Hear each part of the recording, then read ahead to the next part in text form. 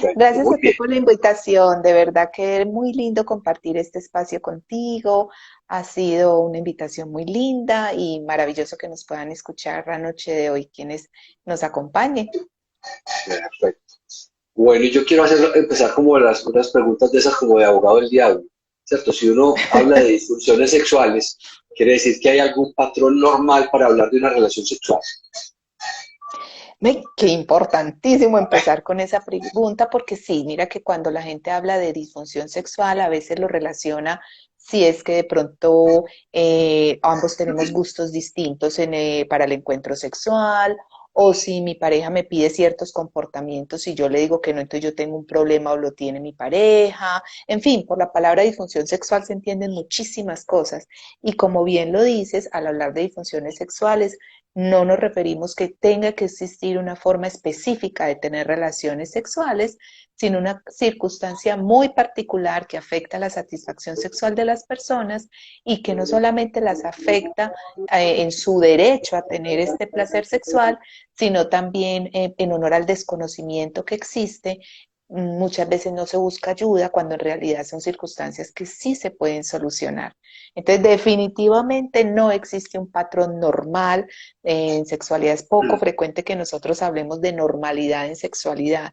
No es un concepto que se utilice porque en sexualidad hay un paradigma y es que todo se vale, siempre y cuando, y ese siempre y cuando es el que no se puede olvidar, ni con mentiras, ni con amenazas, ni con engaños obliguemos a alguien a hacer algo que no quiera, ni nos aprovechemos del desconocimiento, la discapacidad de alguien para hacerlo. Esto involucra niños, animalitos, personas con alguna discapacidad, en fin. Pero no existe un concepto de patrón normal en sexualidad y al hablar de disfunciones no nos estaríamos refiriendo a eso. Entonces, ¿qué son las disfunciones sexuales para que nos vamos metiendo en el tema? Pues mira, yo creo que para poder hablar de disfunción sexual es importante entender el concepto de la respuesta sexual humana. La respuesta sexual humana son todos los cambios físicos, emocionales, psicológicos, sociales, hasta espirituales, que una persona puede tener a la hora de tener un encuentro sexual de pareja o de masturbarse. A nivel del cuerpo se dan una serie de cambios a todo nivel que generan una serie de fasecitas para poder finalmente tener satisfacción sexual. Cuando esa respuesta sexual se altera, cuando se da una alteración, o dicho en términos médicos, una enfermedad, en alguna de esas fasecitas de la respuesta sexual es cuando hablamos de una disfunción sexual. ¿Cuáles son esas fases de la respuesta sexual? El deseo, la excitación, la meseta, el orgasmo, la resolución y el periodo refractario. Por tomar una de las propuestas interesantes que tiene la sexología, porque hay otros tipos de respuesta sexual, pero esta es bastante práctica para entenderlo. Más fácil para Entonces, eso entender. es la disfunción. Esa es una disfunción, cuando alguna de esas fasecitas está alterada. Expliquémosle a quienes nos acompañan qué es cada una de esas fases, Karen. Empecemos por qué es el deseo sexual para que podamos entender cuáles son las alteraciones de esa fase. Bueno, el deseo es una condición humana. Yo le explico a las personas a las que atendemos, a las que asesoramos, que el deseo es tan natural, tan importante como tener, por ejemplo, hambre. ¿Uno qué hace, mi Juanfer, cuando tiene hambre? ¿Sí? Come. Busca comida. Entonces, el deseo es una condición humana, pero es una condición humana que si no se alimenta con el paso del tiempo, se puede afectar. Sin embargo, no es malo, no es inadecuado sentir deseo. En este caso, deseo erótico, un deseo en la búsqueda de esa satisfacción sexual que estábamos mencionando ahorita.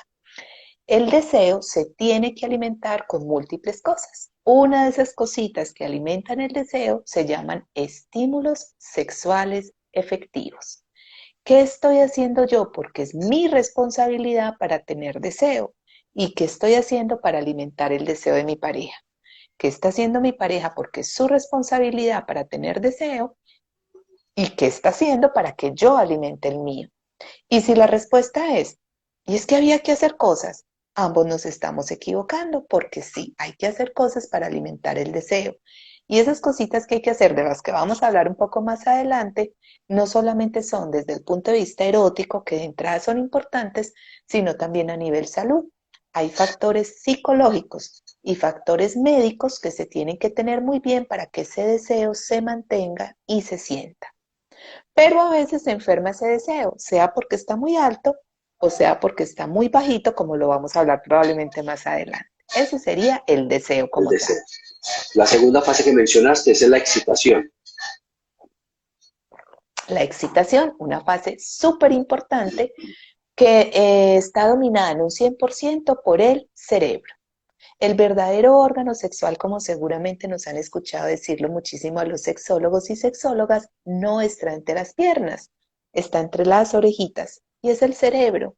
Y el cerebro está infinitamente ocupado cuando ya sentimos deseo, mandándole al cuerpo un montonal de órdenes para que se excite. Entonces tú me ayudas a responder esta pregunta, Juan. ¿Qué le pasa al corazón cuando estamos excitados? ¿Cómo late el corazón? Más rápido, ¿Y qué le pasa a la temperatura corporal? se sube, ¿Cómo respiramos? más seguido, más fuerte. Excelente, o sea que estamos muy bien en esa excitación. Entonces, todos los órganos de los sentidos se incrementan. Vemos, olemos, saboreamos, oímos y sentimos más. Lo rico y lo maluco. Un mal olor, un mal gesto, una mala palabra, una mala caricia nos desconecta. Pero si logramos estar conectaditos, el cerebro, a través de unos nervios que se llama pudendos, le manda al cuerpo un montonal de órdenes para que el cuerpo, a nivel de estos nervios, genere en el hombre una erección y en la mujer la lubricación, que es en lo que vamos a hacer énfasis el día de hoy. Esa fase de excitación, en ese sentido, es diferente en hombres y mujeres, a nivel de la reacción que tiene en el cuerpo. Porque no sé, mi Juanfer, si tú sabes que para que un hombre tenga una buena erección, no podemos hablar de respuesta femenina sin hacer un poquito de énfasis también en la masculina. Para que un hombre tenga una buena erección a nivel de su pene, solamente necesita dos cambios corporales, además de todos los que ya mencionamos. La tumescencia, que es cuando el pene aumenta de tamaño, y la rigidez, que es cuando el pene se pone duro. Pero en nosotras, para poder ser penetradas sin que nos duele, yo creo que es uno de los puntos lindos que les quiero compartir hoy aquí en este live, que es fundamental, poco conocido, de lo que poco le hablamos a las personas. Como somos tan sencillitas, mi Juanfer, nosotras no necesitamos dos cambios corporales. Nosotras solamente necesitamos 7 cambios corporales. Con un agravante, la erección se ve y se siente. Estos 7 pasos ni se ven ni se sienten. Es decir, una mujer no va diciendo, voy en el primero, pasé al tercero, estoy en el quinto, llegué al séptimo. O técnicamente hablando no dice, se me acostó el útero, se me dilataron los fondos de saco de Douglas, ya tengo lista mi plataforma orgásmica. Simplemente cuando llegamos a ese séptimo paso, nuestro cuerpo nos da una señal que nos dice que ya estamos listas para ser penetradas.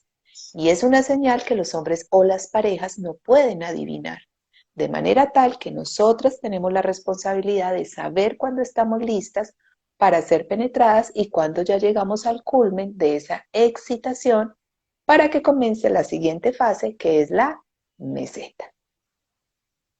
Y el orgasmo sería la tercera fase.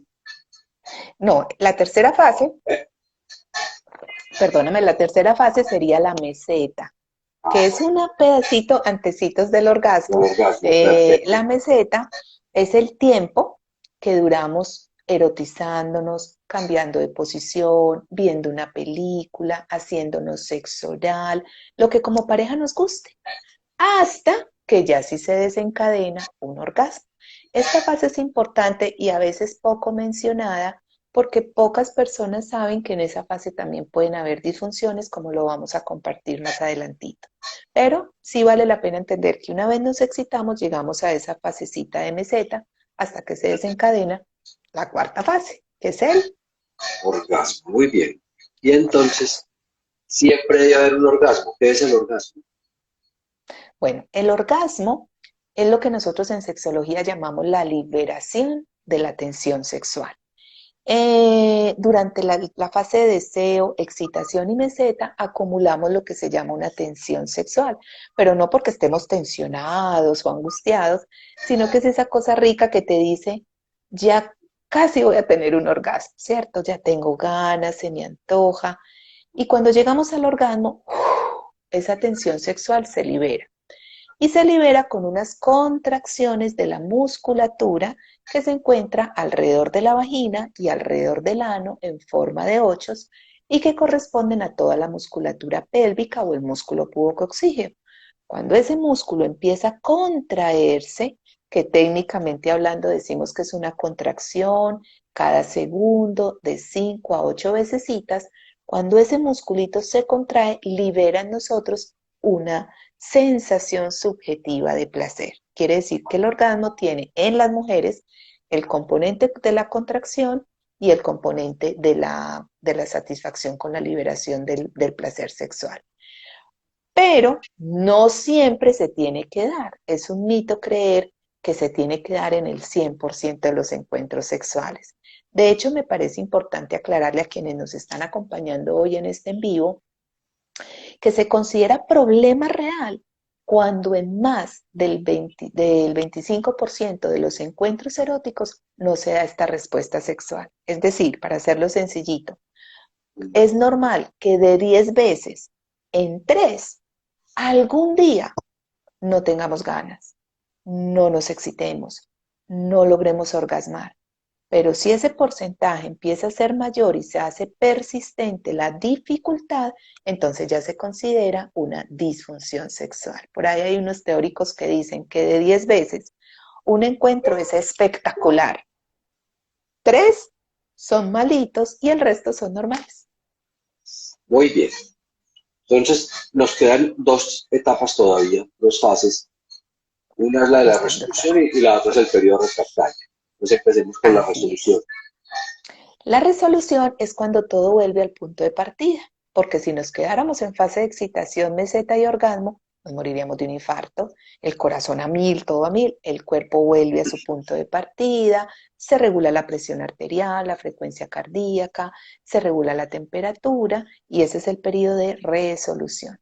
Y finalmente se da el periodo refractario, que es el tiempo que se necesita para que el cuerpo se recupere y en otro momento haya otra respuesta sexual. Al otro día, o a los 2 días, o a la semana, o al mes. ¿Por qué hago esta aclaración? Se dice que el periodo refractario es igual a lo largo de la vida en las mujeres. Es decir, si una mujer percibe que a ella le dan ganas de hacer el amor una vez a la semana, o una vez cada 15 días, o todos los días, ese sentimiento y ese deseo se va a mantener así a lo largo de la vida. Pero en los hombres no es así. En los hombres con el paso de los años el periodo refractario se va volviendo más larguito. Que cuando estaba en la adolescencia era capaz en una noche de tener 3 o 4 orgasmos. Y a los 25 3. Y a los 35 2. Y a los 45 uno diario. Y a los 55 uno cada 5 días. Es normal, porque con el paso de los años se va volviendo más larguito. Entonces el periodo refractario es ese tiempo entre una respuesta sexual y el inicio de otra. Y ahí tenemos todas las fasecitas de la respuesta sexual. Muy bien. Ahora, ¿qué efecto puede tener en una persona, en una mujer en este caso, el que tenga una disfunción sexual? Bueno, en la mujer y en su pareja, independientemente de que sea mujer, sea hombre o sea una persona con una identidad diversa, las disfunciones sexuales generan una profunda insatisfacción sexual. En general, hace que las personas se metan en algo que se llama el ciclo de la ansiedad. Es decir, en vez de llegar al encuentro como deberíamos de llegar, tranquilos, relajadas, con ganas, llegamos al encuentro estresadas, la pareja también, ¿será que lo busco? ¿Será que no? ¿Será que sí le digo? Y ese estrés con el que llegamos, esa ansiedad, esa sensación, hace que nos metamos en algo que se llama el temor al desempeño, que no me duela, que sí sea capaz, que tenga un orgasmo, que siquiera, que no se dé cuenta, que no me desconecte. Y por estar con ese temor al desempeño, se activa la autoobservación, Es decir, que la persona empieza todo el tiempo a decir, bueno, ahí voy, no me está doliendo, ya lubriqué. Y por estar en ese círculo mental inconsciente de ansiedad, temor al desempeño y autoobservación, se incrementa la ansiedad, nos desconectamos y menos que vamos a poder tener satisfacción sexual. Esto hace que los encuentros sexuales terminen con un altísimo nivel de frustración. Y esa frustración se puede manifestar con miedo a que por eso se nos acabe la relación, con tristeza porque no sé qué hacer, no sé cómo responderle a mi pareja porque no me siento bien, o incluso con enojo por parte de uno, de ambos o de todos los implicados. Pero ¿qué tenés? Es que yo no sé, pero entonces decime, pero es que yo no sé. Y la verdad, Juan, es en qué se parece la satisfacción sexual a la que estaríamos buscando con un encuentro sexual con la frustración. No hay ninguna similitud. No se necesitan dos dedos de frente para suponer que si el resultado está siendo frustración, miedo, tristeza y enojo, a largo plazo lo que más se nos termine acabando es el deseo y se convierte en un circulito vicioso, en una bolita de nieve que acaba con cualquier vínculo y con cualquier placer, porque esto también le pasa a personas solitas que con el autoerotismo tampoco logran tener placer sexual.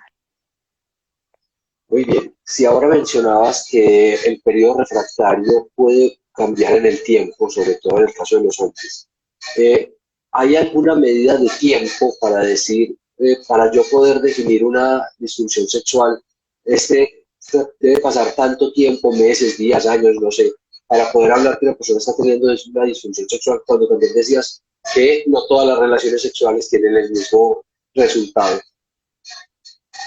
Muy importante esa pregunta que estás haciendo. Yo creo que es importante compartirle a quienes nos acompañan hoy, nos ven en este live, en este vivo, que los dos criterios para definir que hay una disfunción sexual per se son, uno, que la situación sea persistente. Ya mencionábamos que era normal que hasta en un 25% no haya una buena respuesta sexual.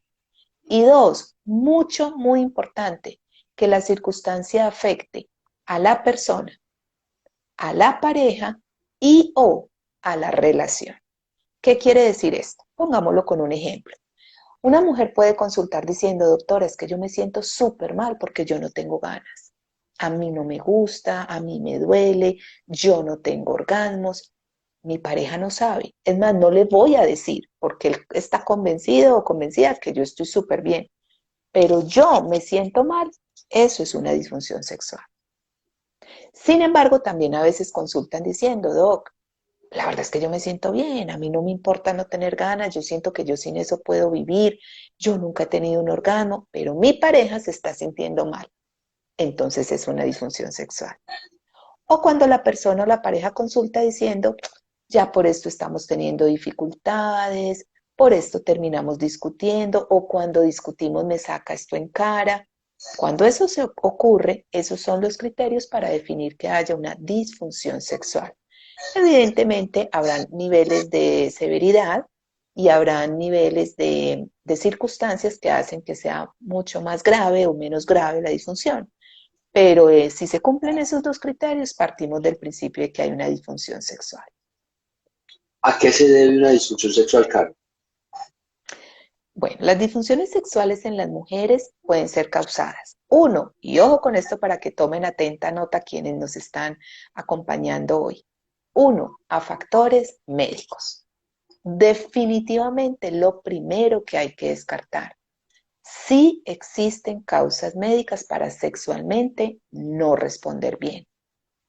Sin embargo, no es frecuente que en una persona joven, y estoy hablando personas menores de 60 años, la causa sea médica, pero sí existen causas médicas. Entonces siempre hay que descartar las causas médicas, incluso con la actitud de ojalá me salga todo bien, porque si me salió todo bien, entonces me dedico a las otras causas. No vale la pena no hacernos los exámenes de laboratorio y descartar estas causas.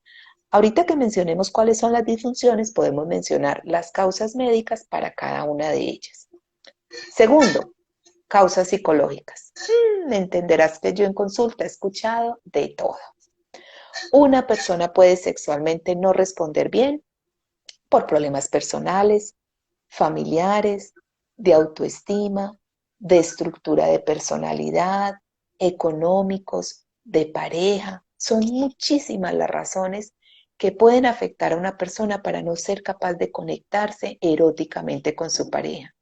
Y mira que quiero hacer énfasis que particularmente no estoy mencionando a la falta de amor como una causa de una disfunción sexual. Es más, me atrevería a decirte que todas las personas que se animan a consultar porque tienen una disfunción es porque tienen un profundo amor en su relación de pareja y quieren solucionar el problema. Es muy frecuente en nuestra cultura que las personas que tienen una disfunción y sus parejas empiecen a cuestionar, ¿será que no me ama? ¿Será que no me quiere? ¿Será que tiene otro? ¿Será que con otra persona no me pasaría? Y no necesariamente una disfunción se da por falta de amor. Es más, una persona puede amar infinitamente a otra y sexualmente no responder bien. Entonces, dentro de lo psicológico es importante aclarar que pueden haber problemas de pareja, pero no necesariamente una falta de amor. Pero, mi Juan, resulta que siendo muy importante lo médico y siendo muy importante lo psicológico, el 80% de las causas del por qué sexualmente no respondemos bien, muchas veces ni es médico ni es psicológico, es social. ¿Y cuáles son las causas sociales para no responder bien? Uno, la influencia que las diferentes instituciones tienen sobre nuestra sexualidad. La religión, la cultura, la familia. Dos, los estereotipos. Ah, no, es que es normal que a una mujer le duela, es normal que una mujer no tenga orgasmos, el hombre es el que siempre tiene que buscar a una mujer. Eso es falso y eso está mandado a recoger hace mucho tiempo. Y esto nos lleva a que la principal causa social para sexualmente no responder bien es puro y físico analfabetismo sexual. Por puro desconocimiento muchas veces no logramos responder bien. Entonces, esas son las principales causas, lo médico, lo psicológico y lo social. Perfecto. Dejemos esta pregunta que tenemos ahí para ahorita cuando hablemos del tema del deseo y la respondemos. ¿Cuáles Perfecto. son entonces los principales síntomas de una disfunción sexual, Carlos? Bueno, los síntomas van a depender de la fase que esté afectada. Yo creo que sería interesante para hablar de estos síntomas que les demos a conocer cuáles son las disfunciones y vamos hablando de ellos. En la Perfecto. fase del deseo, que es la primera fase, las disfunciones pueden ser el deseo sexual hipoactivo. ¿Qué dice una persona con deseo sexual hipoactivo? Doc, yo no tengo ganas, a mí no se me antoja, yo no quiero, yo no soy la persona que busco a mi pareja. Pero cuando mi pareja me busca, yo logro excitarme, yo paso rico, yo puedo tener un orgasmo, pero en mí no está la motivación. A eso se le llama un deseo sexual hipoactivo, que si no se trata, se podría llegar a convertir en una apatía sexual. ¿Qué es la apatía? Yo ya no quiero. Pero es que antes te gustaba. No, yo no quiero. Pero es que no quiero. O sea, casi que hay una sensación de a mí me da asco, pero no mi pareja, sino pensar en una relación sexual. Es decir, es mucho más severa la apatía que el deseo sexual hipoactivo. Las dos tienen tratamiento, pero es más severa el hipoactivo. Yo creo que sería interesante compartirles a las personas que nos acompañan que, haciendo una analogía, tener deseo es como tener hambre. Hacer una dieta muy extrema que me empieza a afectar sería como el deseo sexual hipoactivo. Y tener una anorexia sería como no tener una apatía sexual. Ese sería como el análogo para entender estas disfunciones. Pero es tan malo no tener deseo como tener muchísimo. También entendamos que hay personas que tienen un deseo exagerado, súper amplio, donde la sensación es que todos los días, varias veces al día, necesito tener relaciones sexuales. Si no las tengo, me da ansiedad, me da mal genio, busco tenerlas con cualquier persona, independientemente del daño que me pueda hacer a mí mismo o se lo pueda hacer a mi pareja. En este caso, en el hombre se llama satiriasis y en la mujer se llama ninfomanía. Estos dos casos no son considerados disfunciones sexuales, sino compulsiones y se tratan como cualquier adicción. Esos serían los del deseo y esos serían los síntomas en el deseo. Bueno, entonces aprovechemos y respondamos la pregunta que hacía Vane ahorita. Ella pregunta si era normal, después de dejar las pastillas de planificar, que hubiera disminución del deseo. Que yo la podría No, complementar con otros pacientes que dicen que cuando las están tomando tienen disminución del deseo sexual. más bien, no podemos negar que múltiples investigaciones han demostrado que los anticonceptivos de una u otra manera pueden afectar el deseo sexual. Yo no quiero que se me vayan a quedar con el mito de que todos los anticonceptivos causan falta de deseo. Es algo que las investigaciones reportan. Si a mí me preguntas desde mi experiencia clínica, te podría decir que tengo dos pacientes que toman lo mismo y por el mismo tiempo. Si esta mujer es erótica, si tiene conocimiento, si ha desarrollado su inteligencia erótica, pero esta no, y tiene algunos factores psicológicos adicionales, a esta no le afectan los anticonceptivos y a esta sí. Entonces hay que saber hacerle una lectura importante al tema de la afectación que los anticonceptivos tienen directamente sobre la respuesta sexual. Por el contrario de lo que nos comparte ella, a algunas mujeres cuando lo suspenden antes sienten más deseo sexual. No es frecuente que al suspenderlos el deseo se disminuya. Si eso pasa, sí sería importante, sobre todo si la paciente lo relaciona con los anticonceptivos per se, que se hicieran unos examencitos médicos, niveles de estrógenos, niveles de testosterona, niveles de LH, FSH y prolactina, para poder definir si esos anticonceptivos de alguna manera afectaron la producción hormonal y de manera secundaria le está afectando el deseo.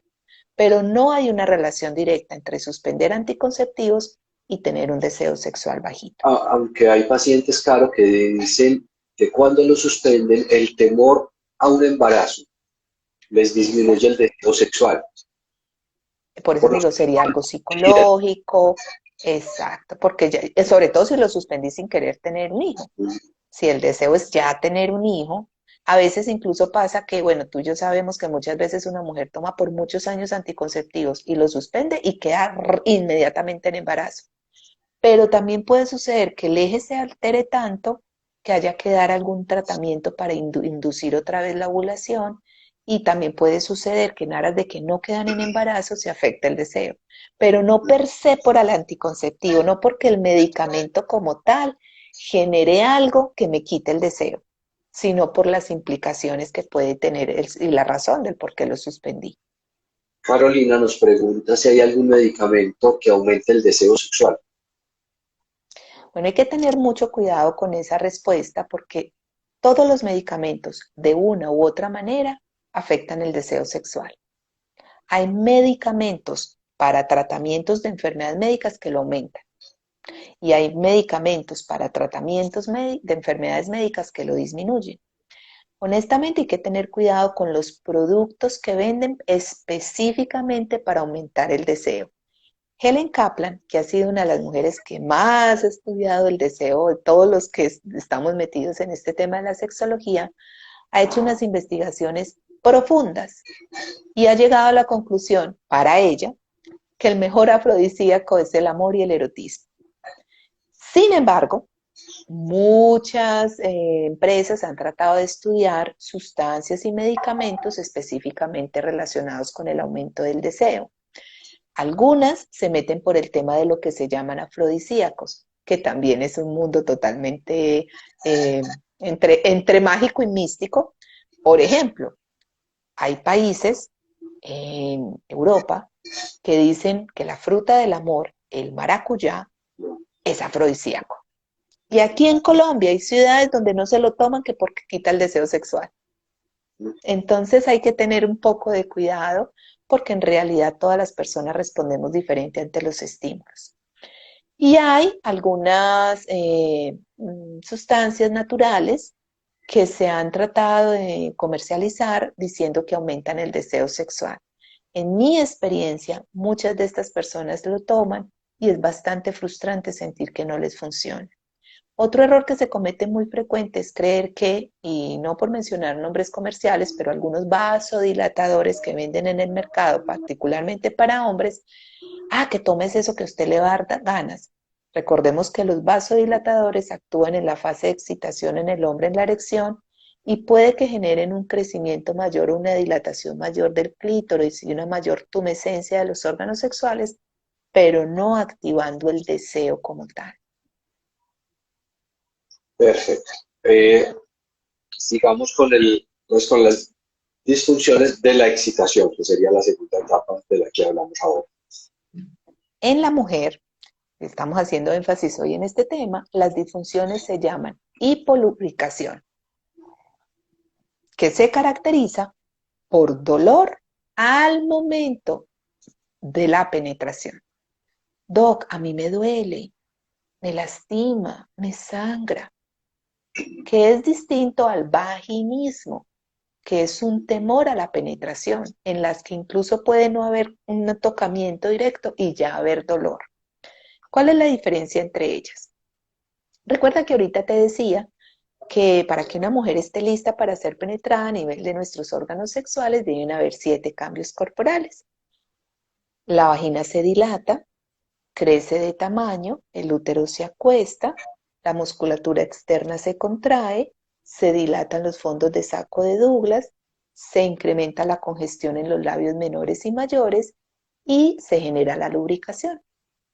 Si una mujer es penetrada antes de llegar a ese punto, entendiendo que la lubricación no es estar empapaditas por fuera, una mujer puede estar empapada por fuera y no estar lista para ser penetrada. O puede estar muy sequita y ya estar lista para ser penetrada. Entonces, la lubricación no es estar mojadita por fuera. Ese líquido que nos moja por fuera es un líquido que sale de unas glandulitas que neutraliza el pH ácido de la vulva para que cuando lleguen los espermatozoides no se quemen. Por eso se seca tan rápido. La verdadera lubricación es interna. No se ve y no se siente. Pero si una mujer es penetrada antes de estar lista, le va a doler. Entonces, a veces una causa importante de este dolor al momento de la penetración es cuando no está lista. No, algunas veces pasa, y pues discúlpenme, voy a ser un poquito explícita, que a veces el compañero está listo, tiene una erección y échame salivita que es que estoy muy sequita o lubricantico, y así no es que el momento de la erección, de la penetración, lo define la mujer cuando se sienta lista. Entonces, esa es una razón importante para que se dé ese dolor. Pero también hay causas médicas. Por ejemplo, el hipoestrogenismo. Por eso es importante hacernos los exámenes. Cuando bajan los niveles de estrógenos, las capitas de la vagina, que son 7 celulitas, se convierten en una sola, que es un tejido plano. Pasa de ser un tejido estratificado a ser un tejido plano, que es muy friable, que se lastima con mucha facilidad, y eso genera dolor. La falta de erotismo y de preámbulo es una causa fundamental para que haya dolor al momento de la penetración. En el vaginismo las cosas son diferentes. En el vaginismo hay una contracción sostenida de la musculatura y cuando un músculo se queda contraído libera ácido láctico y el ácido láctico genera dolor, impidiendo la relajación del músculo. Generalmente hay un componente emocional importante, realmente, valga la redundancia repetir, realmente importante decir que aunque muchas veces un vaginismo se acompaña de haber sido víctima de una violencia sexual, no todas las mujeres que hayan sido víctimas de violencia sexual tienen vaginismo, ni todos los vaginismos son producidos por una violencia sexual. A veces es el temor, a veces es la necesidad de llegar virgen al matrimonio, una serie de factores psicosociales que pueden afectar esa fase de excitación. Esas son las 2 principales disfunciones en la fase de la excitación y las causas médicas, psicológicas o sociales que las puedan causar. Tenemos 2 preguntas, pero una la voy a dejar para ahora más tarde. Pero la otra dice si puede afectar el útero invertido que haya dolor con la penetración.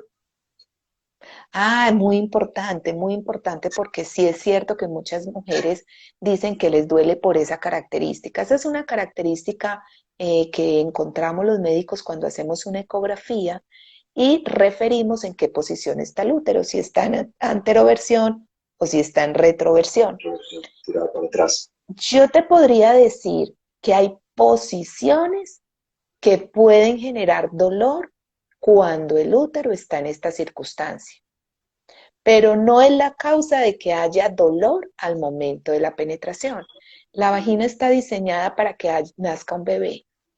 Claro que entra un pene, por más chicanerito que sea ese hombre, más grande que el tamaño de un bebé no va a ser. Entonces, la vagina puede adaptarse y está diseñada para que se adapte a cualquier tamaño de pene. Pero si el pene del compañero es muy grande y estamos hablando de penes mayores de 20, 22 centímetros, 25 centímetros, y el útero tiene esta característica, sí puede suceder que en ciertas posiciones, particularmente de pronto la mujer dando la espalda, agachadita, con una penetración por detrás, pudiesen generar dolor. Pero no sería bueno que nos quedáramos con la idea de que toda mujer que tenga el útero con estas características va a tener per se dolor, porque si está verdaderamente excitada, no tiene por qué dolerle. Y lo que normalmente le decimos a las pacientes es que obviamente tiene que buscar posiciones en las que no le produzca la molestia, porque normalmente no le va a producir en todas las posiciones, pero hay que buscar una que no le genere el ¿Cuáles? dolor. Una o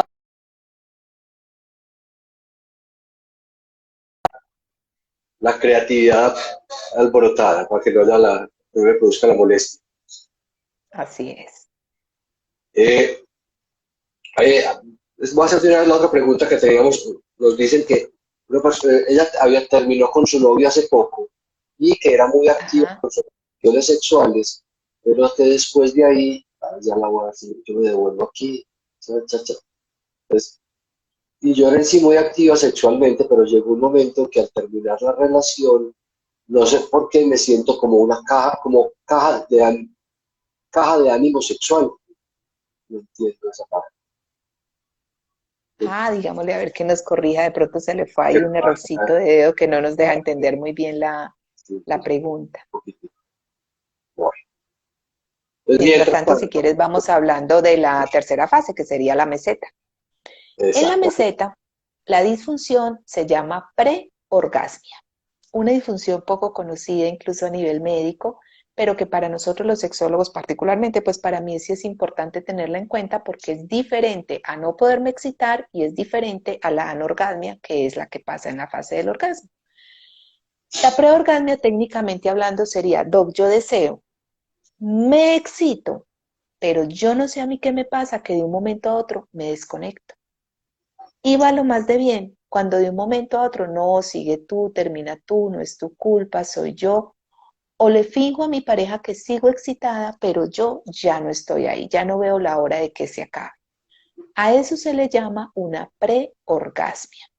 Generalmente no es causada por factores médicos, puede tener un componente psicológico importante en cuanto a qué está pasando con la relación de pareja, o son mujeres que les da mucha dificultad concentrarse.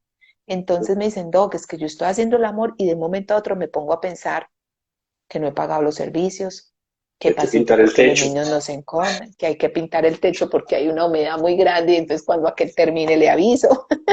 Y en ese sentido, ¡pum!, se desconecta. Hay que trabajar mucho también. Hay mujeres que tienen algún tipo de déficit en la atención, la concentración y la memoria, y esto les puede llevar a tener alguna de estas disfunciones. Y evidentemente también puede ser que haya una preorgasmia porque el compañero o la compañera sexual no es un muy buen amante y al no erotizarla rico, ella se desconecta. Muy bien, ya Carolina nos corrigió, se siente baja de ánimo sexual. Entonces, o sea, tenía Termino- mucho deseo sexual, termina el vínculo y queda con bajo deseo sexual. Bueno, lo que pasa es que hay que evaluar ahí varios aspectos, ¿no? Habría que evaluar la causa del por qué el vínculo termina. Recordemos que siempre que hay una pérdida, incluso si es deseada, incluso si era lo mejor acabar con la relación, o cuando es inesperada y me siento usada o siento que de alguna manera tengo un dolor emocional fuerte, entro en un duelo. Y honestamente cualquier persona con un duelo va a tener tristeza, puede tener disminución en el estado anímico, puede tener una distimia, que es previo a una depresión y esto puede afectar la respuesta sexual. Pero es muy difícil darle una respuesta específica porque cada caso hay que evaluarlo dependiendo de las circunstancias, ¿no? Hay mujeres que se han dado el permiso de encontrar a esa diosa erótica que tienen dentro y si fuimos juzgadas o señaladas por ser tan eróticas, nos da temor en un próximo encuentro, pues, o con otra persona, darnos ese mismo permiso o nos sentimos bloqueadas para volvernos a vincular eróticamente con alguien. Es decir, las causas pueden ser muchas que podrían explicar por qué ese desánimo a pesar de haber sido muy eróticas. Perfecto, muy bien. Sí, retomemos por donde íbamos. Entonces hablamos de la Vamos para el hermana, orgasmo. vamos con el orgasmo. ¿Qué problemas podemos tener ahí? En el orgasmo las mujeres podemos tener una disfunción que se llama anorgasmia femenina. Quiero mencionar la masculina porque a veces no la reconocemos como disfunción sexual. La anorgasmia masculina es cuando el hombre dice, doctora, yo deseo, me excito, paso súper rico. Cuando yo volteo a ver, ya dice que eyaculé. No me di cuenta que había eyaculado. Esa es la anorgasmia masculina. ¿Cuál es la diferencia de la anorgasmia femenina? En la anorgasmia femenina la mujer dice, yo deseo y me excito, y yo le hago y le hago y le hago y le hago y le hago y le hago y le hago y le hago y le hago y le hago y le hago y le hago y yo siento que ya voy a tener un orgasmo. Ay, pero después de mucho rato me desconecto sin haber sido capaz de tenerlo. Miren la diferencia entre la preorgasmia y la anorgasmia. La preorgasmia es yo deseo y me excito, pero yo me desconecto. Una meseta muy cortita. En la anorgasmia hay una meseta muy larga que no termina con un orgasmo. Al no liberarse esa tensión sexual, al no liberarse esa energía erótica, quedamos congestionadas, no solamente desde el punto de vista emocional, sino también desde el punto de vista médico. Entonces, todos los vasitos sanguíneos del útero, de la vagina, de la vulva quedan congestionados y puede ser una causa de dolores también, de cólicos, incluso del dolor para el encuentro sexual y a nivel emocional causar mucha frustración, no por nada y más allá de un chiste, no para generalizar, pero puede haber mal genio, puede haber pérdida del interés por las relaciones sexuales posteriores, porque una persona que dice, yo no deseo, cuando deseo, no me excito. Si me excito, ahí mismo me desconecto. Y si no me desconecto, no llego a un orgasmo. Ay, no deje así, qué pereza. Entonces termino alejándome eróticamente de mi pareja. ¿Tiene algo que ver en esa dificultad para lograr ese orgasmo, el estímulo? Perdóname que El se te estímulo, cortó un poquito.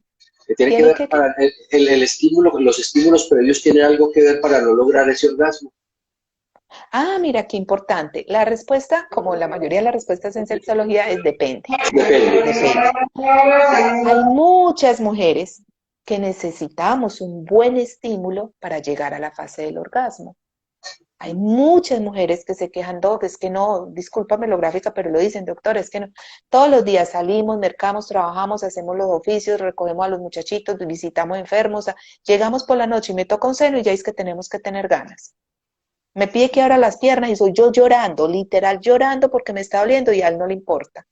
Es decir, es ilógico suponer que alguien va a disfrutar de un encuentro sexual en esas circunstancias.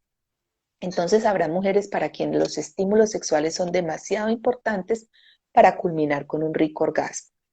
Sin embargo, dependiendo del tipo de patrón orgásmico que esa mujer tenga, hay mujeres que por el contrario, con poco estímulo, desencadenan rápidamente un orgasmo. Entonces cada mujer es un mundo nuevo y distinto por explorar. Es imposible que una persona le diga a otra, ay, no, no me hagas así, no, no me hagas así, no, yo quiero esto. No, déjame que yo tenía una pareja anterior y a ella le gustaba, entonces te voy a hacer lo mismo, porque cada persona es distinta. Lo que sí es importante recordar es que las mujeres podemos tener diferentes, te voy a dar dos tipsitos que también son importantes relacionados con el orgasmo. Uno, podemos tener diferentes patrones orgásmicos. ¿Qué quiere decir esto? Diferentes formas de orgasmar. Y ninguno es mejor que el otro. Son distintos. El primer patrón se llama patrón monoorgásmico. ¿Qué es la monorgasmia? Yo deseo, me excito, llego a mi meseta, tengo mi orgasmo, resuelvo, entro en periodo refractario. Lo que hemos venido hablando desde el principio. El segundo mensajito que te voy a dar, antes de decirte los otros patrones orgánicos, es que esa mujer queda con algo que se llama alacridad. ¿Has escuchado alguna vez la palabra alacridad? No, no. La alacridad es el gusto o placer por seguir siendo estimulada después de haber tenido un orgasmo. Es decir, es una mujer que después de orgasmar no tiene ningún inconveniente en seguir besando, acariciando, en hacerle sexo oral a su pareja. Probablemente no va a querer que la toquen directamente sus órganos sexuales porque están muy sensibles, pero puede seguirse erotizando. Ese es el monoorgasmo. El segundo patrón orgásmico se llama el patrón tetánico. En medicina, tetania es calambre, pero en este caso es un calambre rico. Deseo, me excito, llego a mi meseta y tengo un orgasmo, pero es un orgasmo que dura mucho tiempo. En vez de durar de 5 a 8 segunditos, puede durar 15, 20, 25, 30 segundos con la sensación orgásmica. Es tan intenso que cuando resuelve, esa mujer queda sin alacridad. Es decir, no me toque, no me mire, no haga de cuenta que yo no estoy aquí. El tercer patrón orgánico se llama poliorgasmo. Yo deseo, me excito, llego a mi meseta y en el mismo ciclo de respuesta sexual puedo llegar a tener hasta 5 orgasmos. Esa mujer puede quedar con alacridad. Y el último patrón es el multiorgásmico, que yo deseo, me excito, llego a mi meseta y en el mismo ciclo de respuesta sexual puedo llegar a tener múltiples orgasmos, más de 5. Generalmente esa mujer queda sin alacridad.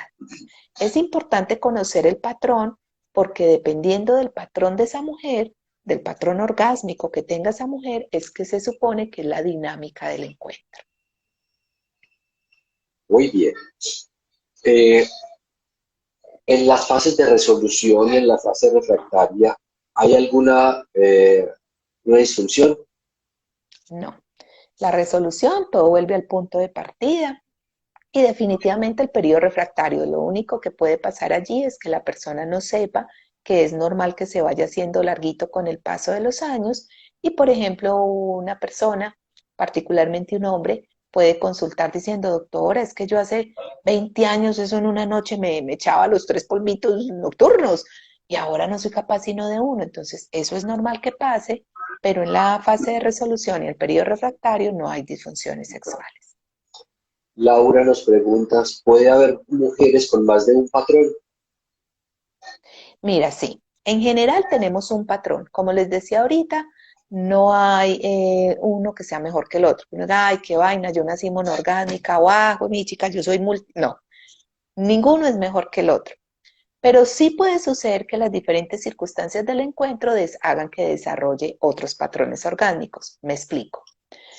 Puede ser que en general yo sea monorgásmica, pero este día voy a tener un encuentro erótico toda la noche, me voy a dar el permisito de utilizar un juguete sexual, voy a hacer cosas distintas y esa noche descubrir un patrón poliorgásmico o multiorgásmico. También puede suceder que yo sea una mujer multiorgásmica, pero este día en particular estoy teniendo un encuentro erótico en el carro, haciendo un rapidín, con la nalga pegada del vidrio y un policía a punto de pasar. No me interesa tener más de un orgasmo, tengo mi orgasmo y pico y chao. Entonces sí puede suceder que modifiquemos el patrón, como también puede suceder que yo me haya considerado siempre monorgásmica, pero consiga un compañero muy buen amante o me estimule con un juguete sexual y descubra de un momento a otro que puedo tener otro tipo de patrón orgásmico. Muy bien. Goyi María nos dice, súper interesante el tema, nos permite conocernos. Gracias, Goyi, por el comentario. Bueno, vamos cerrando porque ya se nos está acabando el tiempo, Caro. ¿Cómo se tratan las disfunciones sexuales? Todas las disfunciones sexuales tienen tratamiento y no vale la pena que algo que tiene tratamiento desestructure un vínculo que es viable. Tristemente muchas relaciones se acaban por esto, porque nos da miedo consultar, porque nos da temor hacerlo, porque creemos que no hay solución. Siempre hay que hacer el tratamiento de las circunstancias médicas que se presenten. Bueno, el tratamiento se llama una sexoterapia. Lo ideal es que la sexoterapia sea hecha por un sexólogo clínico, porque si no lo hacemos de esta manera vamos a tener que visitar múltiples profesionales. Los sexólogos clínicos hacemos el abordaje integral, sobre todo los médicos sexólogos hacemos el abordaje integral desde lo médico, lo psicológico, lo educativo y las experiencias sexuales. Pero hay personas que van primero donde el médico le descarta lo que tiene, lo manda donde el psicólogo hace pues lo propio, pero sigo con el problema, entonces lo mando donde el bioenergético. Excelentes procesos, pero no termino resolviendo el problema. Entonces la sexoterapia es integral, descartamos y tratamos todos los factores médicos que encontremos, trabajamos la parte psicológica, trabajamos la parte educativa, en mis palabras, es el desarrollo, es un proceso muy lindo porque es el permiso que nos damos para desarrollar la inteligencia erótica. A veces nos dedicamos mucho a desarrollar la inteligencia intelectual y la inteligencia emocional, pero no desarrollamos la inteligencia erótica. Desarrollamos en la sexoterapia esta inteligencia y una serie de experiencias sexuales o ejercicios que van de menos a más para conectar las neuronitas sensuales y sexuales y para podernos reconectar con nuestra pareja, desarrollando y descubriendo la diosa erótica que todas llevamos dentro. ¿Cómo se hace una terapia de este tipo? ¿Es de ¿Cómo? consultorio? ¿Cómo le podríamos describir a Sí, las... bueno. ¿A qué voy? Cuando me vayan, digan una sexoterapia. Exacto, bueno, primero que todo, pues honestamente gracias a esta pandemia hemos podido diversificar los servicios y hoy en día estamos haciendo sesiones tanto presenciales como virtuales. A mí particularmente me encanta el contactico. Cuando hablamos de contactico es poder conocernos, podernos ver, poder conversar, pero no puedo negarte que la virtualidad pues ha facilitado también muchas cosas e incluso he tenido pacientes que reciben su cita en el garaje, metidos en el carro porque pues no quieren ser escuchados. Evidentemente son temas de intimidad, pero cualquiera de las dos modalidades funciona. Tenemos nuestro consultorio, nuestra clínica, allá atendemos varias profesionales desde el punto de vista de la psicología sexual, la medicina sexual. Muchas veces hacemos lo que se llama coterapia, que es que estamos las dos juntas con la psicóloga sexóloga, porque estamos convencidas que la suma de saberes enriquecen mucho los procesos de quienes nos consultan. Cuando descubrimos que hay un factor psicológico, solemos hacer el abordaje o hacemos el abordaje psicológico desde diferentes corrientes. Lo lindo de la sexología es que es muy ecléctica y tenemos formación en nuestro centro para hacer el abordaje con diferentes corrientes. Hacemos constelaciones familiares, medicina tradicional china, un montonal de herramientas terapéuticas que ayudan para que la persona sane lo que tiene que sanar. Hacemos terapia de pareja, la sexoterapia, y creo que esto es importante decirlo, puede ser individual o en pareja. Es un hecho que cuando afecta una circunstancia a la pareja, lo ideal es resolverla en pareja, pero también se puede hacer solitos. Y bueno, generalmente, y entiéndeme que este es un dato súper peligroso porque no depende de nosotras, sino de las causas y de la persona, son unas 5 o 6 sesiones en donde la persona va cada 8 o cada 15 días. La idea es que llegue con las tareitas hechas, que serían las experiencias sexuales estructuradas o las tareitas que mandamos y los ejercicios. Y ya después de hacer esto, pues entonces vamos viendo cómo se va evolucionando. Damos lo médico, lo psicológico, lo educativo y a quienes así lo deciden, que generalmente la mayoría, terminamos el proceso con unas asesorías en erotismo. Damos 2 asesorías en técnicas de estímulos sexuales efectivos y cómo alimentar el deseo en la relación de pareja. Perfecto. Claro, vamos, yo creo que ya hemos abordado el tema eh, por todas las partes de las disfunciones sexuales. Agradecerte a ti por haber aceptado la invitación. Antes de terminar, sí me gustaría que nos contaras en dónde trabajas para que quienes nos están acompañando, si tienen alguna necesidad, pues sepan dónde encontrarte. Claro que sí, gracias a ti también por la oportunidad para hacerlo y por la invitación que me haces el día de hoy, la confianza que me brindas para compartir esta invitación con las personas que te siguen. Pues mira, Juan, nosotros tenemos una clínica de atención sexológica que se llama CEPI, con más de 42 años de experiencia en el mercado, que es familiar y la empezaron mis padres hace muchísimos años. Es una empresa familiar, allá trabajamos Elizabeth Gutiérrez, que es psicóloga sexóloga, en mi persona. Queda en la calle 34, 6524, que es cerquita a la clínica Conquistadores, en el barrio Conquistadores, y atendemos allí toda la parte sexológica, clínica. Tenemos también toda la parte educativa, dictamos unos diplomados en sexualidad. En este momento, ahorita, el 23 de agosto, comenzamos con nuestro diplomado de terapia en sexualidad, que está dirigido para terapeutas y personas que hayan hecho nuestros diplomados, pero también tenemos diplomados para el público en general, uno de formación en sexualidad para ser docentes y para impartir asesorías, y uno de sexualidad y pareja para enriquecer la relación de pareja. Trabajamos también con unos grupos de apoyo. Tenemos el grupo de apoyo y vida para mujeres con cáncer. Estas son la razón social de CEPI, son gratuitos. Y por mi parte tengo un grupo de apoyo de acompañamiento integral para chicos, chicas y chiques con identidades diversas, personas trans. Entonces, como ves, atendemos muchas áreas. Sin embargo, el grosso de mi consulta es en disfunciones sexuales, tanto masculinas como femeninas. Me pueden encontrar como Carolina Londoño Gutiérrez en las redes sociales, en el canal de YouTube. También pueden ver múltiples programas que hemos hecho informativos sobre el tema de sexualidad y CEPI Colombia en el Facebook o en el Instagram. Perfecto, Carlos. Nuevamente, mil gracias por haber aceptado la invitación. Muy enriquecedora este ratito que compartimos contigo. A las personas que nos acompañaron, darle las gracias también por haber dedicado parte de su tiempo de descanso para estar con nosotros aquí.